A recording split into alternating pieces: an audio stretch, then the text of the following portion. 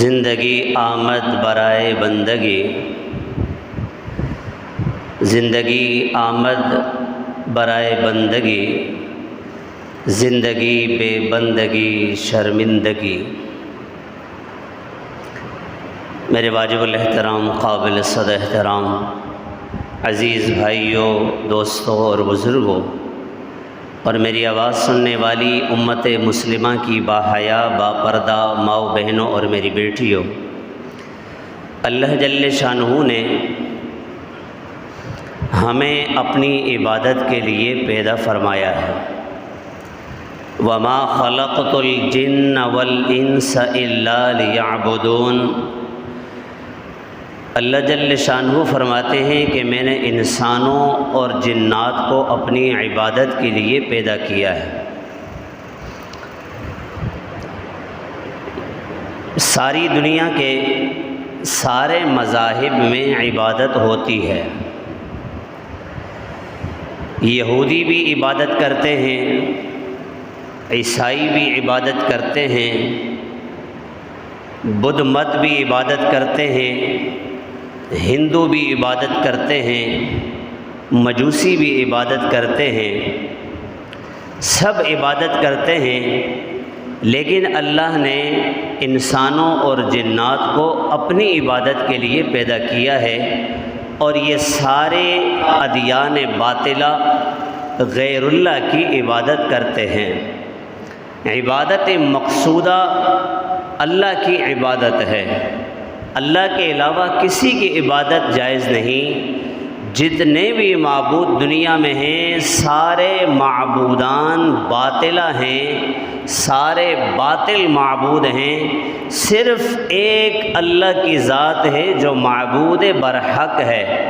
اس لیے ہم اپنے کلمے کے اندر یہ شہادت اور گواہی دیتے ہیں، اشہد ان لا الہ الا اللہ، لا الہ الا اللہ، اللہ کے علاوہ کوئی معبود برحق نہیں، اللہ کے علاوہ کوئی نفع نقصان کا مالک نہیں، اللہ کے علاوہ کوئی عزت ذلت دینے والا نہیں، اللہ کے علاوہ کوئی بیٹے بیٹیاں دینے والا نہیں، اللہ کے علاوہ کوئی بھی معبود ایسا نہیں کہ جس کی عبادت برحق ہو، صرف ایک اللہ کی عبادت برحق ہے۔ دنیا میں جتنے بھی مذاہب ہیں، جتنے بھی ادیان ہیں، وہ سب عبادت کرتے ہیں، عبادت جو ان کی ہوتی ہے وہ باطل ہوتی ہے، اس لیے کہ ان کے جو معبود ہیں وہ معبودان باطلہ ہیں، معبود برحق صرف اور صرف ایک اللہ ہے۔ ساری کائنات کو بنانے والی ذات ایک اللہ کی ذات ہے، ساری کائنات کو اللہ نے بنایا ہے، ساری کائنات کا خالق اللہ ہے، ساری کائنات کا مالک بھی اللہ ہے۔ سارے جہان میں ساری مخلوقات جو روزی کھاتی ہے، جو رینگنے والے ہیں، جو چلنے والے ہیں، جو پھرنے والے ہیں، انسان ہیں، جنات ہیں، جنگل کے جانور ہیں، درندے ہیں، چرند ہیں، پرند ہیں، سب کو روزی ایک اللہ دیتا ہے۔ اس لیے کہا جاتا ہے کہ جس کا کھائیں اسی کے گیت گائیں، ہم سب ایک اللہ کا کھاتے ہیں، اسی لیے اللہ کے گیت بھی گائیں ہیں۔ ہم اللہ کے گیت گائیں، اللہ کے علاوہ کسی کے سامنے سجدہ نہ کریں، اللہ کے علاوہ کسی کے سامنے نہ جھکیں، اللہ کے علاوہ کسی کے سامنے ہاتھ نہ پھیلائیں، اللہ کے علاوہ کسی کے سامنے جھولی نہ پھیلائیں، اللہ کے علاوہ کسی کے سامنے دست سوال دراز نہ کریں۔ جب بھی کچھ مانگنا ہو ایک اللہ سے مانگیں، ایک اللہ کی عبادت ہے۔ وَقَضَىٰ رَبُّكَ أَلَّا تَعْبُدُوا إِلَّا إِيَّاهُ، تیرے رب نے یہ حکم صادر کیا ہے، تیرے رب نے یہ فیصلہ کیا ہے، تیرے رب کا یہ حکم ہے، اللہ تعبدوا الا ایاہ، عبادت اگر کرنی ہے تو صرف ایک اللہ کی کرنی ہے۔ انسانوں اور جنات کو تو اللہ نے عبادت کے لیے پیدا کیا ہے، باقی جو ہماری ضروریات ہیں اس کے لیے ہم نے چلت پھرت کرنی ہے، اس کے لیے ہم نے کوشش کرنی ہے، ہم نے اس کے لیے محنت کرنی ہے، لیکن روزی اللہ نے دینی ہے۔ اپنی محنت پہ یقین نہیں کرنا بلکہ اللہ کی ذات پہ یقین کرنا ہے کہ ہمیں روزی دینے والی ذات ایک اللہ کی ذات ہے۔ ساری کائنات کو روزی ایک اللہ دیتا ہے۔ جب ہم اللہ کا کھاتے ہیں تو اللہ ہی کے گن گائیں گے، ہم وہ کام کریں گے جس سے اللہ جل شانہ کی رضا ملتی ہے، جس سے اللہ جل شانہ راضی ہوتے ہیں۔ اللہ کو راضی کرنے والے کاموں میں لگیں، اللہ دنیا بھی بنائے گا، اللہ آخرت بھی سنوار دے گا، قبر بھی جنت کا باغ بنے گی، میدان محشر کی رسوائی سے بھی محفوظ ہوں گے۔ اللہ نے جو احکامات صادر کیے ہیں، اللہ کے جو احکامات ہیں، اللہ کے حکموں کو مان کر اللہ کی عبادت کریں، اللہ کے احکامات کو پورا کریں، حضور پاک صلی اللہ علیہ وسلم کے مبارک طریقوں کو اپنائیں، اللہ تعالی ہماری دنیا بھی بنائیں گے، اللہ تعالی ہماری آخرت کو بھی سنوار دیں گے۔ اب جو اللہ کا حکم ہے ہم نے اس کو پورا کرنا ہے، ہم نے اسے پورا کرنا ہے۔ عبادت کا حکم دیا، عبادت کس کی کرنی ہے؟ ایک اللہ کی کرنی ہے۔ عبادت کس کی کرنی ہے؟ ایک اللہ کی عبادت کرنی ہے۔ عبادات کے اندر سب سے بڑی عبادت نماز ہے۔ عبادات میں سب سے بڑی عبادت کون سی ہے؟ نماز ہے۔ اور نماز اتنا بڑا تحفہ ہے، اتنی بڑی اللہ کی نعمت ہے کہ اس نماز کے ذریعے سے ہم اپنے دنیا کے سارے مسائل اللہ سے حل کروا سکتے ہیں۔ اس نماز کے ذریعے سے ہم اپنی آخرت کو سنوار سکتے ہیں۔ اس نماز کے ذریعے سے ہم اپنی قبر کو جنت کا باغ بنا سکتے ہیں۔ اس نماز کے ذریعے سے میدان محشر میں اللہ کے عرش کا سایہ حاصل کر سکتے ہیں۔ اسی نماز کے ذریعے سے ہم جنت میں اعلیٰ مقام پہ پہنچ سکتے ہیں۔ اور نماز ایسی عبادت ہے کہ فرمایا کہ اللہ جل شانہ نے سارے احکامات زمین پہ اتارے ہیں، لیکن جب نماز کی باری آئی تو اللہ نے اپنے محبوب کو، ہمارے اور آپ کے آقا کو، حضرت محمد مصطفیٰ صلی اللہ علیہ وسلم کو ساتوں آسمانوں سے اوپر بلایا، اپنے سامنے بٹھایا اور پھر یہ نمازوں کا تحفہ عطا فرمایا۔ فرمایا کہ جب نماز آئی تو صحابہ کرام خوش ہو گئے، صحابہ کرام خوش ہو گئے۔ ایک تو 5 وقت کی نماز کی پابندی، یہ فرض نماز ہے، ہم سب پہ فرض ہے، ہم سب نے 5 وقت کی نماز کی پابندی کرنی ہے۔ اس نماز کے ذریعے سے ہمارے دنیا کے سارے مسئلے حل ہوں گے۔ ایک بندہ نماز نہیں پڑھتا پھر کہتا ہے کہ زندگی میں سکون نہیں ہے، نماز نہیں پڑھتا، اتنا پیسہ ہے لیکن پتہ نہیں پیسے میں برکت نہیں ہے، نماز نہیں پڑھتا کہتا ہے صحت میں برکت نہیں ہے، نماز نہیں پڑھتا گھر میں لڑائی ہے، جھگڑے ہیں، بیوی بھی عزت نہیں کرتی، بچے بھی عزت نہیں کرتے، نماز نہیں پڑھتا تو اللہ اس کی دنیا کو بگاڑ دیں گے۔ جو بے نمازی ہے سب سے پہلے اس کی دنیا بگڑ جاتی ہے۔ بے نمازی کی زندگی میں سکون نہیں ہے، بے نمازی کی زندگی میں چین نہیں ہے، بے نمازی کے پاس راحت نہیں ہے۔ اگر راحت والی، چین والی، سکون والی زندگی ہم چاہتے ہیں تو اپنی نمازوں کو بنائیں، اپنی نمازوں کو بنائیں، ہماری نمازیں سنت کے مطابق بن جائیں، 5 وقت کی نماز کی پابندی کریں، 5 وقت کی نماز اہتمام سے پڑھیں، پھر دیکھیں زندگی کتنی شاندار بنتی ہے، کتنی مزے کی زندگی بنتی ہے۔ ہم نے نمازیوں کو کبھی رلتے ہوئے نہیں دیکھا۔ جو نمازی ہیں اور نماز پڑھ کے اللہ سے اپنے مسئلے حل کرواتے ہیں ان کا کوئی مسئلہ ادھورا نہیں رہتا۔ حضور پاک صلی اللہ علیہ وسلم کو جب بھی کوئی سخت امر پیش آتا تھا حضور پاک علیہ السلام نماز کی طرف متوجہ ہوتے تھے۔ نماز کی طرف متوجہ ہونا گویا اللہ کی رحمت کی طرف متوجہ ہونا ہے۔ حضرت حذیفہ رضی اللہ تعالی عنہ سے روایت ہے اذا حزبہ امر فزع الی الصلاۃ، حضور پاک صلی اللہ علیہ وسلم کو جب بھی کوئی سخت امر پیش آتا تھا تو حضور فوراً نماز کی طرف متوجہ ہوتے تھے۔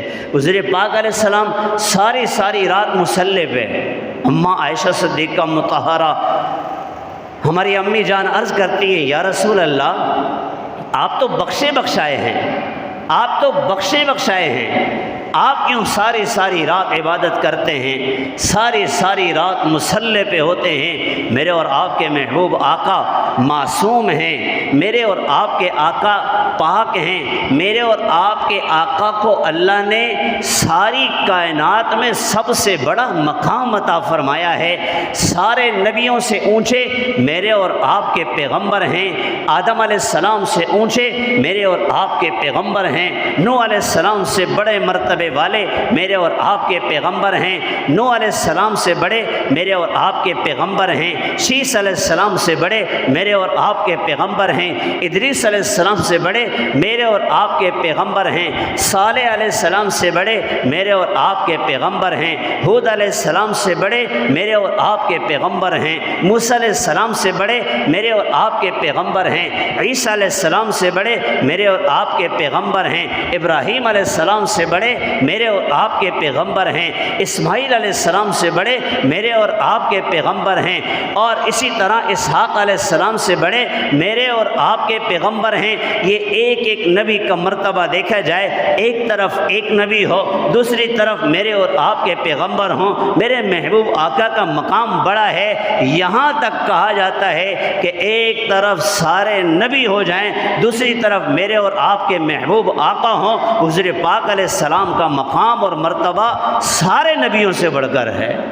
بعد از خدا بزرگ توئی قصہ مختصر، ساری کائنات میں سب سے بڑے میرے اور آپ کے محبوب آقا ہیں، لیکن حضور پاک علیہ السلام اس کے باوجود عاجزی کرتے ہیں اور اللہ کے سامنے ساری ساری رات مصلی پہ ہیں، ساری ساری رات مصلی پہ ہیں۔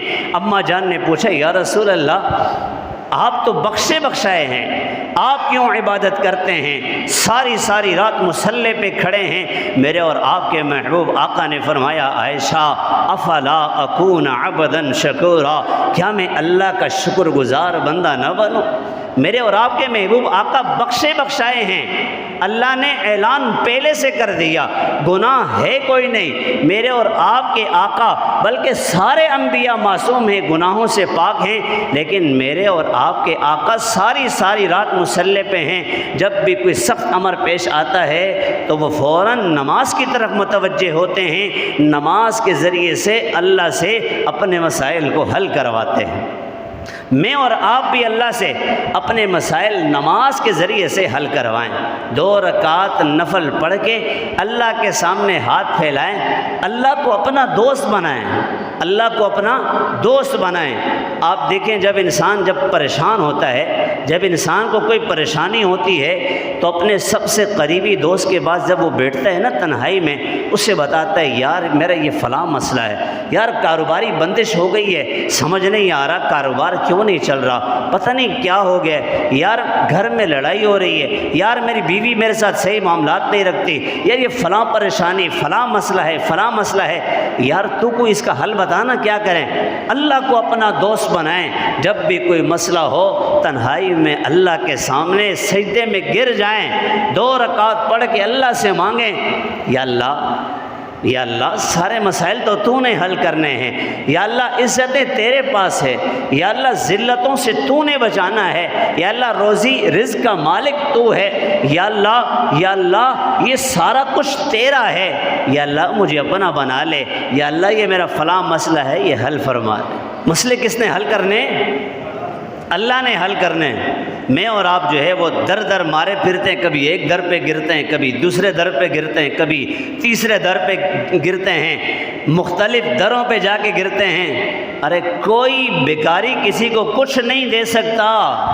یا ایھا الناس انتم الفقراء الی اللہ، اللہ تعالیٰ فرماتے ہیں تم سارے کے سارے بھکاری، تم سارے فقیر، تم سارے منگتے، واللہ هو الغنی الحمید، غنی ایک اللہ کی ذات ہے، غنی بادشاہ ایک اللہ ہے، حمید قابل تعریف ذات ایک اللہ کی ذات ہے۔ تمہیں جب بھی کوئی مسئلہ ہو تو اللہ سے اپنا مسئلہ حل کروائیں۔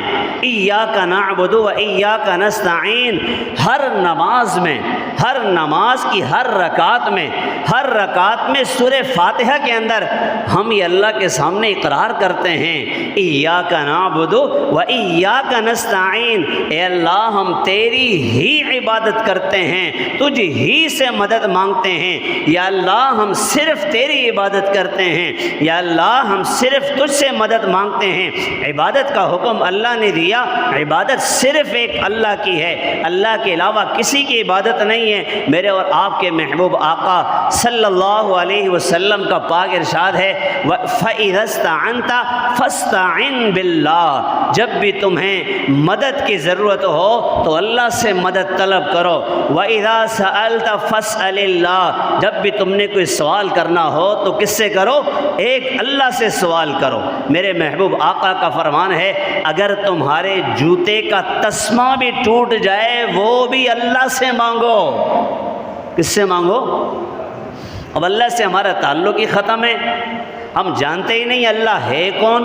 हमने सिर्फ सुना हुआ है कि अल्लाह है, जिसने सारी कायनात बनाई है वो अल्लाह है, लेकिन अल्लाह को पहचाने, अल्लाह को पहचाने वो अल्लाह है कौन, उस अल्लाह से हमारा ताल्लुक़ क्या है। फरमाया कि अल्लाह ने मोहब्बत के 100 हिस्से रखे, 100 में से एक हिस्सा सारी कायनात में बांट दिया, 99 हिस्से मोहब्बत और रहमत के अपने पास रखे हैं। अब माँ अपने बच्चे से मोहब्बत करती है, ये 99 हिस्सों के बाद जो एक हिस्सा कायनात में तकसीम हुआ है, उस एक हिस्से को सारी कायनात में तकसीम किया, वो एक हिस्सा है, उस एक हिस्से को सारी कायनात में अल्लाह ने फैला दिया।